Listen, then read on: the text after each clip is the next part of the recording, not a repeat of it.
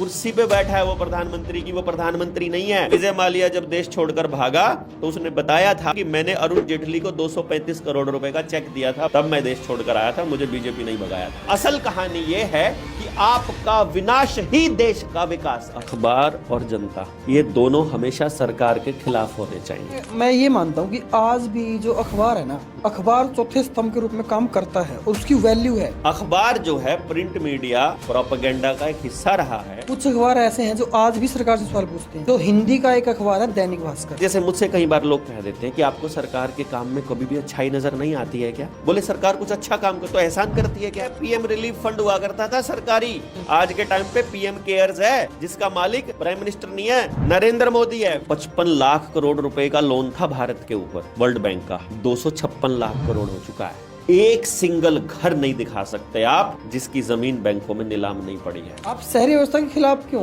को भूखे मरते थे ये अमेरिका और इंग्लैंड को, आज भी भूखे मर जाए अगर भारत इनको ये चीजें देना बंद कर दे। यानी डॉक्टर असल में आपको बीमारी दे रहा है, वो आपका इलाज नहीं कर रहा है, जो एलोपैथी वाला है, इसको हम उल्लूपैथी बोलते हैं। यही तो फिर उद्योगवाद है। आपने आपके बच्चों को रिसर्च करना तो सिखाया ही नहीं। जमाना इतना आगे निकल चुका है, आप सिर्फ जीवन यापन की ही बात कर रहे हो। अभी जिसको आप पुराना जमाना कहते हो, उस टाइम पर आपकी बेटी रात को 10 बजे भी गांव में बाहर भी टॉयलेट जाती थी ना अगर, तो भी माँ को चिंता नहीं होती थी। आज के टाइम पे पड़ोस के पड़ोस में ब्याह होते हैं और बाप अपनी बेटी का बलात्कार करने की खबरें आपको देखने को मिल रही हैं। पानी अपना नहीं, बीज अपना नहीं, खेत सारा कर्जे पे पड़ा है, पूरी फैमिली अलग पड़ी है, बाप कहीं पड़ा, माँ कहीं पड़ी, बेटा कहीं पड़ा, बहू कहीं पड़ी। इसको आप तरक्की बोलते हो? इसीलिए तो हमने सरकारी नौकरी छोड़ दी, इसलिए लोग आपको पागल बोलते हैं।